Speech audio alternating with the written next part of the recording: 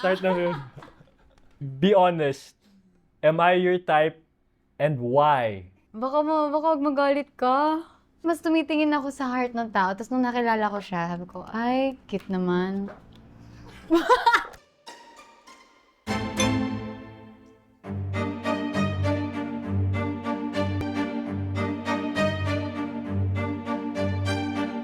Hello, I am Andres Mulak. And I'm Ashlyn Alviga, and we're here to... To the Lie Detector Test Challenge!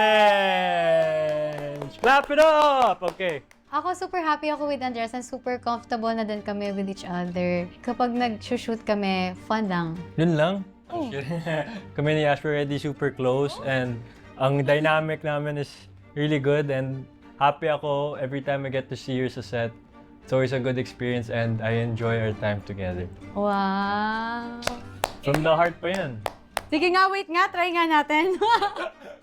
If you were to score how well you know each other, anong score niya sa isa't isa? 11. Ako naman, sabihin ko 12. 13 pala ako. Oh, 14 na lang. Okay. Okay, ready? Bato, pick ka. Bato, pick.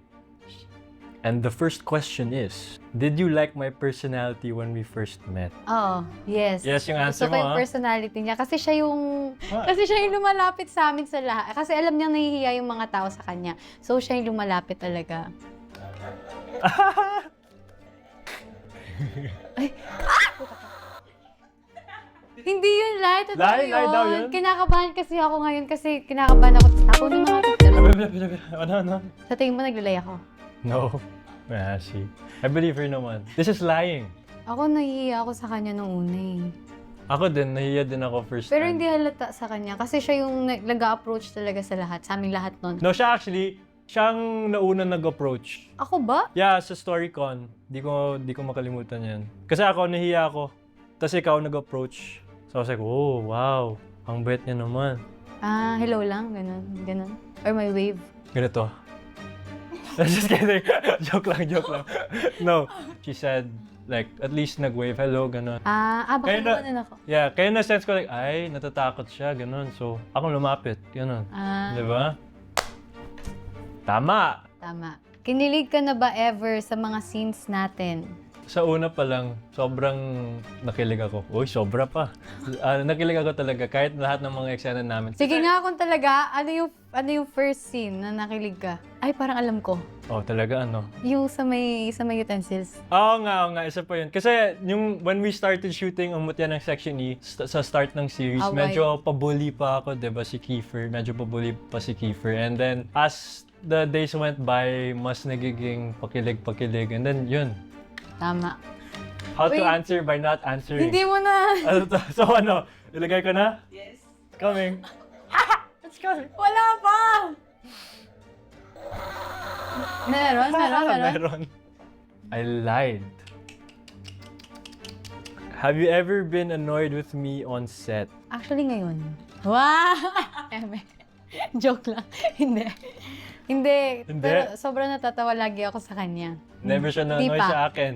Hindi pa. Pero kung ma-annoy ako sa kanya, sasabihin ko sa kanya. Truth to siguro. Huli ka. Lying. Hindi nga. Lying is bad. Oh, lying din yung kilig mo kanina? Oo. Kasi ramdam ko siya kapag nakikita niya Bakit? Pag nakikita niya nagko-concentrate ako, nararamdaman kong, sige, gawin mo yung thing mo dyan. Dito muna ako. Ganon. Pag nakikita ko na medyo nasa stress na si Ash, careful ako kasi alam ko din na ayoko na maging inis siya sa akin. So, diba? Safe always. Ay, binalik mo talaga, no? Hindi. Ay, hindi ba? O, Okay. 4, 5. Okay, go. Kala mo lagi dinadaya. Have you ever imagined yourself in your character's love stories? Ikaw Yes. si Kiefer? Mas Kiefer or mas Rafi? Both. All the time. Every time I'm portraying a character, feel ko talaga na ako yun, diba? So, nafe-feel ko yung love? Huh? Tama na ba yung sagot mo? Okay. Pag yan, ano talaga? Tingin dito.